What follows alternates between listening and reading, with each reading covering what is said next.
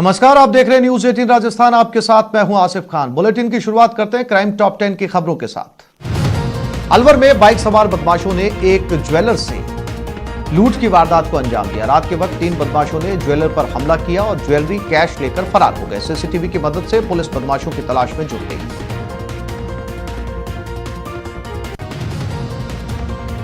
हनुमानगढ़ में 2 किडनैपर्स की भीड़ ने जमकर पिटाई कर दी। ये किडनैपर्स एक वृद्ध महिला को सरेआम किडनैप कर लेकर जा रहे थे, लेकिन 2 युवकों ने कार का पीछा किया और किडनैपर्स को दबोच लिया। किडनैपर्स की पिटाई का वीडियो वायरल हो गया।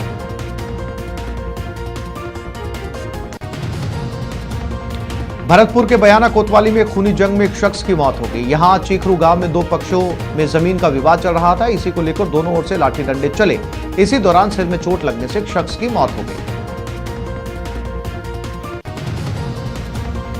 जोधपुर के फलौदी में सांड के साथ क्रूरता का वीडियो सामने आया। 3 युवकों ने खेत में एक सांड के पीछे ट्रैक्टर दौड़ाया और बार बार टक्कर मारकर उसे बुरी तरह घायल कर दिया।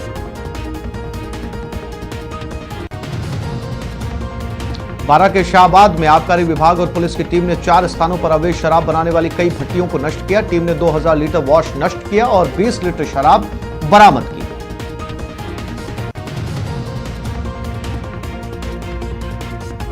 कोटा के रामपुरा कोतवाली पुलिस ने 2000 के इनामी बदमाश नरेंद्र उर्फ निकू जोशी को गिरफ्तार किया। गिरफ्त में आया निकू चाकू की वारदात के बाद से फरार चल रहा था। निकू पर अन्य आपराधिक मामले भी दर्ज हैं।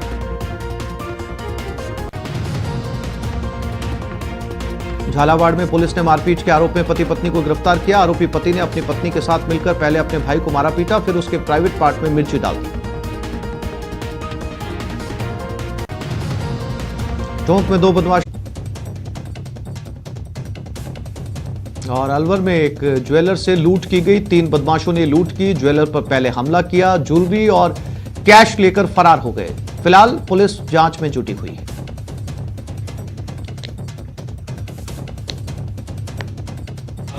मेरा ज्वेलरी का काम है और मैं अपनी दुकान बंद करके घर की तरफ जा रहा था और रास्ते में 3 बाइक सवार आए और उस पर हमला किया।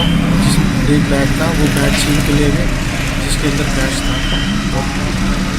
और मेरे मुंह पे चोट लगी। मेरे पर्स में था और मेरे आइडेंटिटी कार्ड और सब थे और 2 सोने की चैन थी, 1 चांदी की चैन। निकलते ही उन्होंने मेरे पिस्टल मारी है, उनके हाथ में पिस्टल है। नागौर से यह खबर है, जहां शामगढ़ में चोरी की बड़ी वारदात। करीब 70 लाख के गहने यहां पर चोरी कर लिए गए। ज्वेलर के घर में दुकान में चोरी की गई। मारोठ पुलिस अब इस मामले की जांच कर रही है।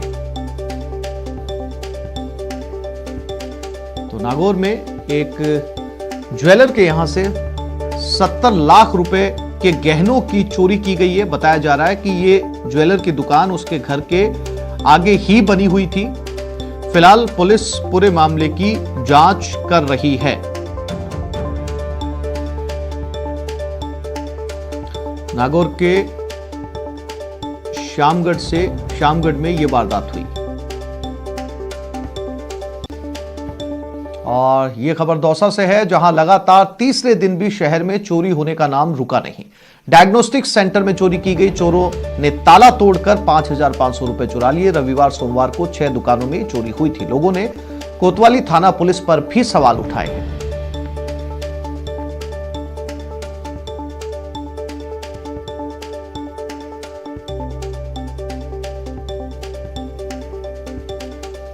तो दौसा में लगातार तीसरा दिन चोरी की घटनाओं को लेकर लोगों में भी खासा असंतोष। पुलिस पर भी कई तरह के सवालिया निशान। रोज दौसा में लगातार तीसरे दिन चोरी होने की घटनाएं सामने आई।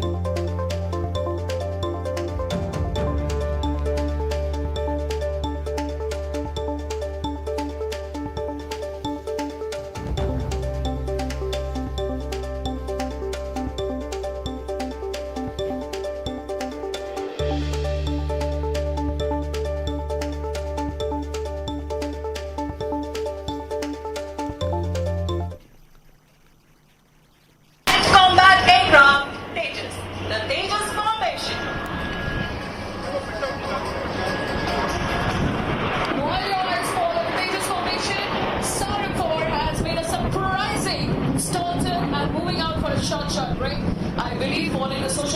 सीधी बेंगलुरु से, जहां एयर इंडिया का शो, यहां पर एरो इंडिया का शो चल रहा है।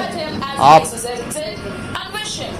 भारतीय विमानों की शानदार करतब आसमान में देख सकते हैं। एरो इंडिया शो बेंगलुरु में, जहां पर विमान कतार में बेहद अनुशासित उड़ान भरते हुए एक दूसरे से कुछ दूरी पर पिरामिड की शक्ल में उड़ान आप साफ तौर पर देख सकते हैं। बेंगलुरु से सीधी तस्वीरें एयर इंडिया शो की।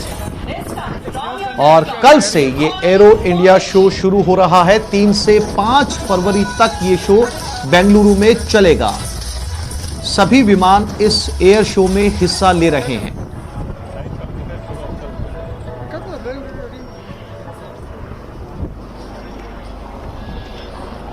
Straight ahead, as you can see, now Saran 1, 2 and 3 have positioned for a signature maneuver. We call it the Dolphins Link.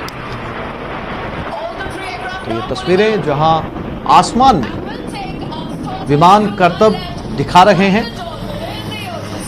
Bengaluru से सीधी तस्वीरें एरो इंडिया शो की। कल से 3 से 5 फरवरी तक बेंगलुरु में ये शो चलेगा, जिसकी रिहर्सल और तैयारियां करते हुए तस्वीरों में आप साफ तौर पर देख सकते हैं। हेलीकॉप्टर, विमान सभी इसमें अपना करतब दिखा रहे हैं।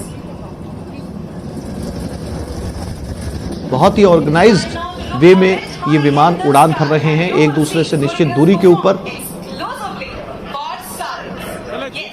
आप तस्वीरों में देख सकते हैं ये हेलीकॉप्टर्स की उड़ान है। एरो इंडिया शो का आयोजन बेंगलुरु में किया जा रहा है 3 से 5 फरवरी के बीच। आज इसी शो की रिहर्सल करते हुए कुछ विमान बेंगलुरु के आसमान में।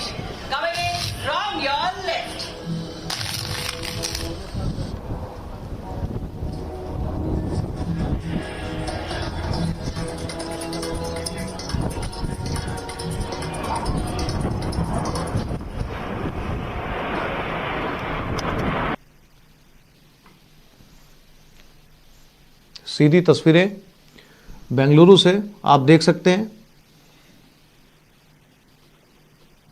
इसमें आर्मी के हेलीकॉप्टर भी हिस्सा ले रहे हैं और विमान भी।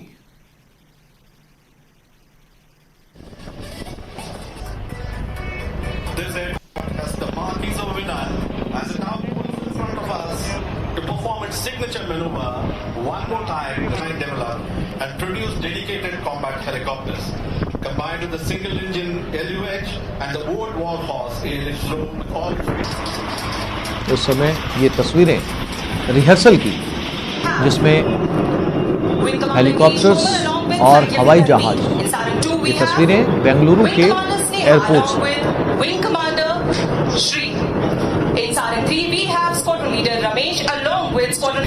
It's now ready for operation from anywhere. और ये खबर पाली से है, जहां पाइपलाइन से तेल चोरी मामले में अपडेट मिला है। घटनास्थल पर एसओजी और एटीएस की टीम आरोपियों से पूछताछ कर रही है और पुलिस ने 11 आरोपियों को रिमांड पर लिया है। तो पाइपलाइन से तेल चोरी के मामले में एटीएस और एसओजी दोनों ही एजेंसीज इस मामले की जांच पड़ताल कर रही हैं। तस्वीरों में आप देख सकते हैं 11 आरोपियों को रिमांड पर लिया है और ये पिछले काफी समय से इस पाइपलाइन से तेल चोरी कर रहे थे। और इसकी जांच के लिए कितने समय से तेल की चोरी की जा रही थी, अब तक कितना गैलन तेल चुराया जा चुका है और यह गोरख धंधा कब से चल रहा था, इसकी जांच के लिए एसओजी और एटीएस दोनों ही शामिल हैं।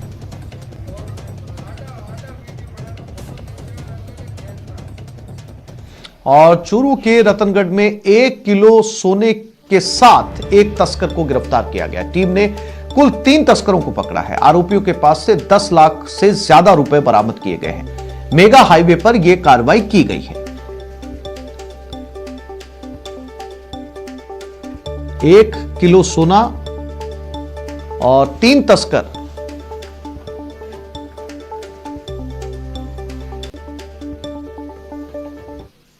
और कोटा में भी चोरों के हौसले बुलंद है। 3 दिनों में 4 घरों में चोरियां की गई। चोरों ने अब तक लाखों रुपए का सामान चुरा लिया है।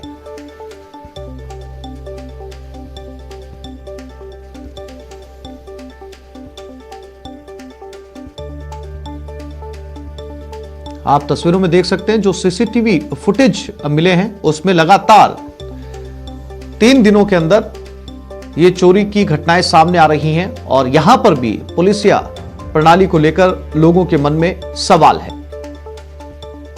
देर रात को की गई ये चोरी सीसीटीवी में कैद हो गई। अब पुलिस इसी सीसीटीवी के आधार पर चोरों की तलाश में जुटी है। हालांकि पुलिस के हाथ अब तक खाली हैं।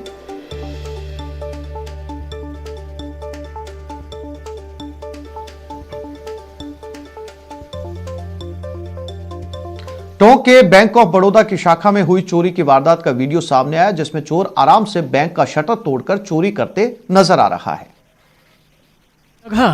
टोंक जिले का दूनी कस्बा, तारीख 30 जनवरी, वक्त देर रात 10 बजे के बाद बेखौफ बैंक चोर की करतूत लाइव।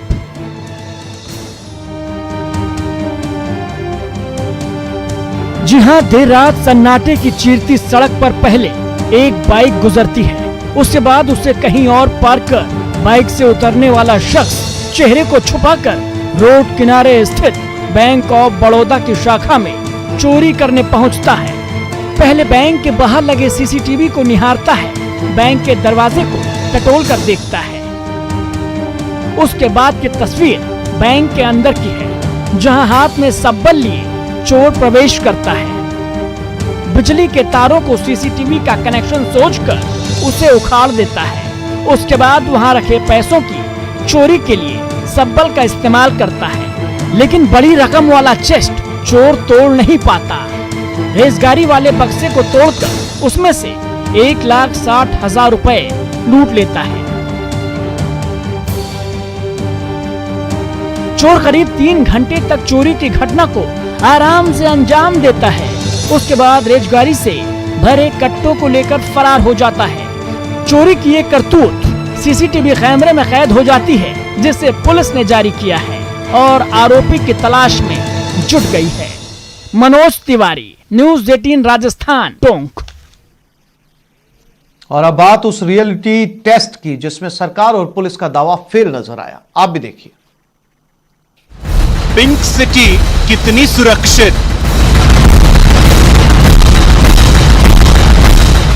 तीसरी आंख की कहां कहां नजर,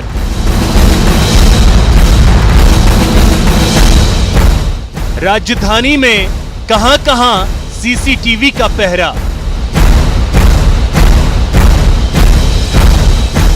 पिंक सिटी में सेफ्टी का रियलिटी टेस्ट। दावा है सीसीटीवी कैमरों की जद में है राजधानी जयपुर। यहां परिंदा भी पर मारता है तो उसकी तस्वीरें सीसीटीवी में कैद हो जाती हैं। 1-2 नहीं, 900 से अधिक सीसीटीवी कैमरे से शहर की निगरानी हो रही है। लेकिन सच क्या है, देखिए, आप भी सन्न रह जाएंगे। आपकी और हमारी सुरक्षा की जिम्मेदारी जयपुर कमिश्नरेट पुलिस की है। साथ ही शहर पर किसी भी प्रकार से सड़क दुर्घटनाएं ना हो, जाम ना लगे, इसके लिए जिम्मेदार है जयपुर ट्रैफिक पुलिस। और जयपुर ट्रैफिक पुलिस और जयपुर कमिश्नरेट पुलिस ये दावा करती हैं कि 24 घंटे उनकी नज़रें जयपुर शहर पर रहती हैं। लेकिन मैं मौजूदा समय में स्टैचू सर्किल पर हूँ। इस स्टैचू सर्किल पर किसी भी प्रकार का कोई सीसीटीवी कैमरा नहीं लगा हुआ, यानी कि जयपुर कमिश्नरेट पुलिस और डीसीपी ट्रैफिक झूठ बोलते हैं कि पूरा जयपुर शहर सीसीटीवी की जद में है। इससे बड़ी बात ये कि जयपुर के सबसे व्यस्तम चौराहा लता सर्किल, गलता गेट, कानोता चौराहा, कलेक्ट्री चौराहा, गवर्नमेंट प्रेस हॉस्टल चौराहा, चोमू पुलिया, हनुमान तिराया, जवाहर सर्किल और एयरपोर्ट चौराहे तक सीसीटीवी की जद में नहीं है। जब न्यूज़ 18 राजस्थान ने पिंक सिटी में सेफ्टी का रियलिटी टेस्ट किया तो हम भी हैरान रह गए। अब जरा शहर के उन इलाकों का हाल देख लीजिए जिन इलाकों में वीवीआईपी लोगों का आना जाना है। मैं मौजूदा समय में कलेक्ट्रेट सर्किल पर हूं। मेरे कैमरामैन से कहूंगा कि वो दिखाएं कि सवाई जयसिंह हाईवे की तरफ जाने वाला ये रोड, जहां पर किसी भी प्रकार का कोई सीसीटीवी कैमरा नहीं लगाया गया। अब जो जगह आ रही है, यहाँ पर धरने, प्रदर्शन, रैलियां होती है, यहाँ पर भी किसी भी प्रकार का कोई सीसीटीवी कैमरा नहीं लग रखा। सामने कार्यालय जिला कलेक्टर एवं जिला मजिस्ट्रेट का ऑफिस है, यानी जिला कलेक्टर यहाँ पर बैठते हैं। इसके अलावा डीसीपी नॉर्थ का यहाँ पर कार्यालय है और इसके बाद में जो दूसरा मोड़ आता है उसे कहते हैं माधो सिंह रोड, और इस माधो सिंह रोड पर डीसीपी नॉर्थ और एसीबी और एंटी करप्शन और इसके अलावा अलग अलग एजेंसियों के जिला एवं सेशन न्यायालय का कोर्ट यहां पर है। यहां पर भी इस सर्किल के बाहर किसी भी प्रकार का कोई सीसीटीवी कैमरा नहीं लगा हुआ। इसके अलावा बनी पार्क की तरफ और इसके अलावा सिंधी कैंप की तरफ जाने वाला ये शिव मार्ग का रास्ता है, जहां पर भी आप कोई सीसीटीवी कैमरा नहीं लगा हुआ। न्यूज 18 राजस्थान के रियलिटी टेस्ट में यह दावा फेल नजर आया कि जयपुर शहर सीसीटीवी कैमरों की जद में है।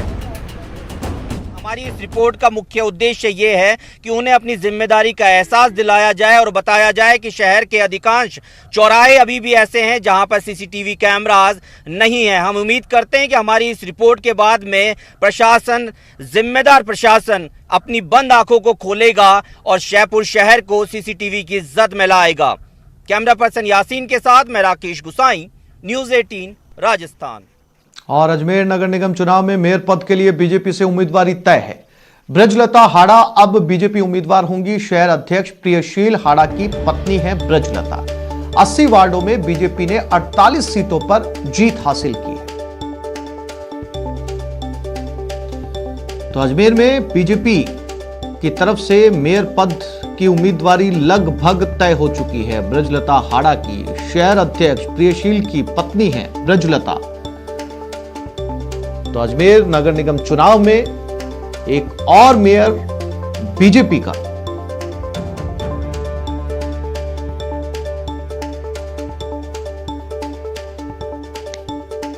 बीजेपी के लिए एक राजस्थान में बड़ी खबर।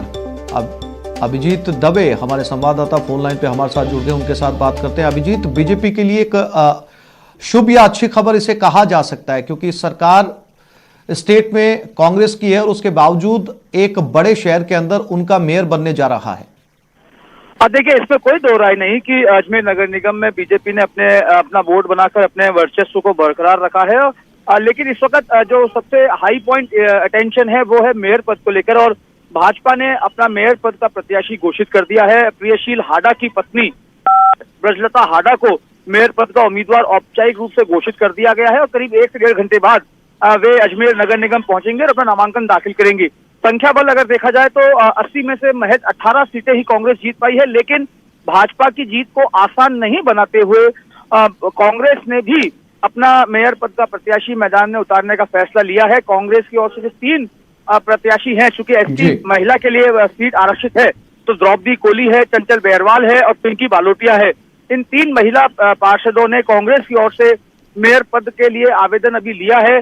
और हाँ, हमें यह बताया जा रहा है कि अब से कुछ देर बाद कांग्रेस भी औपचारिक रूप से अपना मेयर पद का प्रत्याशी घोषित कर देगी।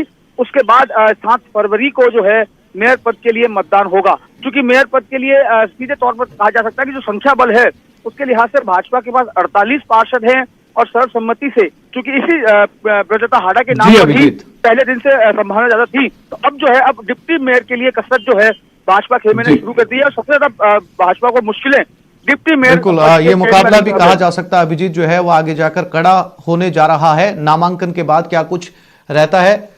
तमाम जानकारी के लिए आपका अभिजीत धन्यवाद। और एनएसयूआई का राम मंदिर अभियान, मंदिर के लिए चंदा जुटाएगा एनएसयूआई। मंदिर के लिए हर छात्र 1 रुपया देगा। कॉमर्स कॉलेज से यह अभियान शुरू हो रहा है।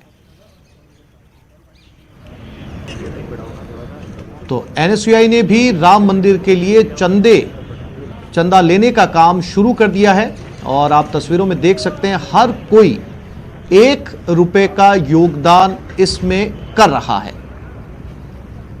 सभी एनएसयूआई के कार्यकर्ता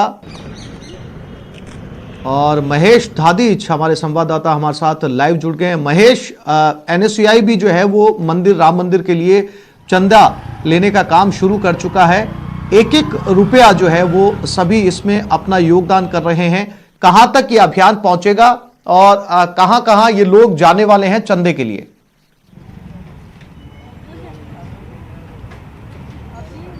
देखिए आसिफ, विश्व हिंदू परिषद हो या फिर बीजेपी या फिर आरएसएस, ये तमाम वो संगठन है जो राम मंदिर निर्माण के लिए बढ़ चढ़ करके अपनी भूमिका अदा कर रहे थे। लेकिन अब कांग्रेस भी कहीं ना कहीं सॉफ्ट हिंदुत्व के एजेंडे पर है और कांग्रेस से जुड़ा हुआ जो छात्र संगठन है एनएसयूआई, वो भी अब राम मंदिर निर्माण के लिए इस कड़ी में आगे बढ़ चढ़ करके अपनी भूमिका निभा रहा है। आप तस्वीरें देख रहे हैं राजस्थान विश्वविद्यालय के जो संगठक कॉलेज है, कॉमर्स कॉलेज की, जिसमें कि इस समय एक एक रुपया जो जुटा करके और राम मंदिर निर्माण के लिए यहाँ से जो राशि है उसको अयोध्या पहुँचाया जाएगा, ताकि जो अपना सहयोग है वो राम मंदिर के निर्माण के लिए यहाँ पर दिया जा सके। जो छात्र संगठन के प्रदेश अध्यक्ष हैं अभिषेक चौधरी, उनके नेतृत्व में ये जो कड़ी है वो पूरे प्रदेश में इस तरह से इस अभियान को आगे बढ़ाया जा रहा है। और तमाम जो स्टूडेंट्स हैं वो टोली के रूप में घूम घूम करके और हर एक स्टूडेंट तक पहुँच करके और वो एक एक कैंपस में पहुंचेंगे और वहां से जो एक कलश आपको तस्वीरों में भी नज़र आ रहा है उसमें इसको एक एक रुपए के चंदे से इकट्ठा किया जाएगा, ताकि राम मंदिर में जो अपना सहयोग है वो हर विद्यार्थी दे सके। अब हालांकि एक रुपया ही क्यों रखा है, क्योंकि जब कई बढ़ चढ़ करके भामाशाह आ रहे हैं, दानदाता सामने आ रहे हैं, तब फिर एनएसयूआई ने इस एक रुपये का ही जो सहयोग है वो क्यों रखा है। इस संबंध में बातचीत के लिए हमारे साथ में अभिषेक चौधरी भी मौजूद हैं, प्रदेश अध्यक्ष। सबसे पहले तो मैं आपसे इस अभियान के बारे में जानना चाहूँगा, किस तरह का अभियान है और किस मकसद से ये शुरू किया गया है? देश में राम मंदिर का निर्माण पूरे हर्षोल्लास के साथ हो रहा है। भगवान राम से देश में हर व्यक्ति की, हर कौम की, हर समुदाय की आस्था कहीं ना कहीं जुड़ी है। सब लोग बहुत खुशी से एक रुपया ही क्यों चंदे में, मतलब लाखों की करोड़ों की राशि भी जुटा रहे हैं लोग। एबीवीपी भी इस दिशा में काम कर रही है। एनएसयूआई ने एक रुपये का ही चंदा क्यों इकट्ठा करना है और ये राशि ही क्यों इकट्ठी की जा रही है? आज देश में आरएसएस, भारतीय जनता पार्टी और उनके कई अग्रिम संगठनों ने राम मंदिर के नाम पर, निर्माण के नाम पर एक लूट मचा रखी है।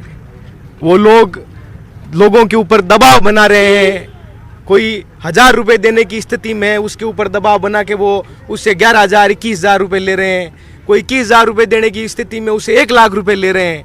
वो लोग ये साबित करना चाहते हैं, लोगों में ये एक संदेश देने की कोशिश कर रहे हैं कि आप जितने ज़्यादा रुपए दोगे उतने ही ज़्यादा आप राम के नज़दीक हो, उतनी ज़्यादा आपकी भागीदारी है। जबकि उन सब लोगों के खिलाफ में ये कार्यक्रम एक रुपया राम के नाम, अच्छा राम जय श्री राम के नारे जो है अक्सर एबीवीपी और आरएसएस और बीजेपी के खेमे में लगते रहे। आज एनएसयूआई यानी कि जो कांग्रेस का संगठन है उसमें भी जय श्री राम के नारे लगाए जा रहे हैं। किस तरह का मैसेज, ये क्या काउंटर है कहीं कहीं एबीवीपी या आरएसएस? भगवान राम किसी संगठन के या किसी एक व्यक्ति के कोई कॉपीराइट नहीं है। भगवान राम सबके हैं और ये जो कार्यक्रम है ये भगवान राम से जुड़ा हुआ है। 1 रुपया लेकर हम लोगों की वो भागीदारी 1 रुपये से उस मंदिर में जोड़ने का काम कर रहे हैं। 1 रुपये से उस मंदिर में लोगों की भागीदारी दिखाने का काम कर रहे हैं। ये उन लोगों के खिलाफ ही हमारा कार्यक्रम है जो इस देश में राम मंदिर के निर्माण के नाम पर जिन्होंने लूट मचा रखी है, जो लाखों रुपए, करोड़ों रुपए जबरदस्ती तो सरकारी तंत्रों के दबाव में लेकर लोगों से रुपए वसूलने का काम कर रहे हैं, उनके खिलाफ ये कार्यक्रम से भी बात करने की कोशिश करता हूँ। किस तरह का अभियान है, इसमें किस तरह से सहयोग कर रहे हैं आप? देखिए, ये जो राम जन्मभूमि है, जो राम मंदिर का निर्माण हो रहा है, वो किसी एक व्यक्ति विशेष या पार्टी विशेष का राम नहीं है, व्यक्ति विशेष के तौर पर नहीं देख सकते। किस तरह से देख रहे हैं इस अभियान को आप? एनएसयूआई को समर्थन दे रहे हैं, पैसे भी डाले? बिल्कुल महेश, 1 रुपए का ये योगदान और कितना इसमें चंदा इकट्ठा होता है, कितने जो है वो धनराशि इकट्ठी हो पाती है, ये देखने वाली बात होगी। हालांकि आधिकारिक तौर पर इस चंदा लेने का कार्यक्रम जो है वो शुरू हो चुका है। फिलहाल तमाम तस्वीरें दिखाने और जानकारी के लिए महेश आपका बहुत धन्यवाद।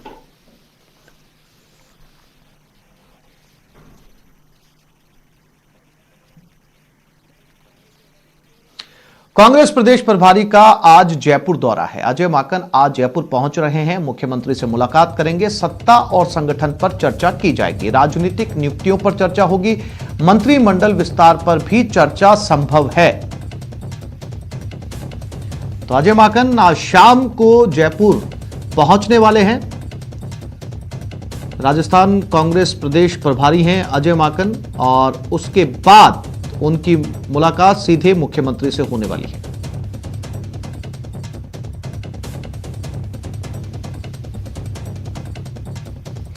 और ये खबर जयपुर से है। 14 साल का विशाल देवदूत बन गया। विशाल ने अंगदान किया, 5 लोगों को नया जीवन दे दिया। रोड एक्सीडेंट के बाद ये एसएमएस में भर्ती था। दुनिया से जाते जाते 5 लोगों को उसने नया जीवन दिया। दोनों किडनी एसएमएस में ली गई हैं काम में और लीवर को एमजीएच जयपुर में भेजा गया। हार्ट और लंग्स को चेन्नई भेजा गया। रोड एक्सीडेंट के बाद से एसएमएस के ट्रॉमा सेंटर में यह भर्ती था। ब्रांडेड घोषित होने के बाद परिजनों ने अंगदान किया। बस्सी जयपुर का रहने वाला था विशाल। आप तस्वीर में जो छोटा सा बच्चा देख पा रहे हैं, इसने जाते जाते 5 लोगों की जिंदगी के अंदर उजाला कर दिया।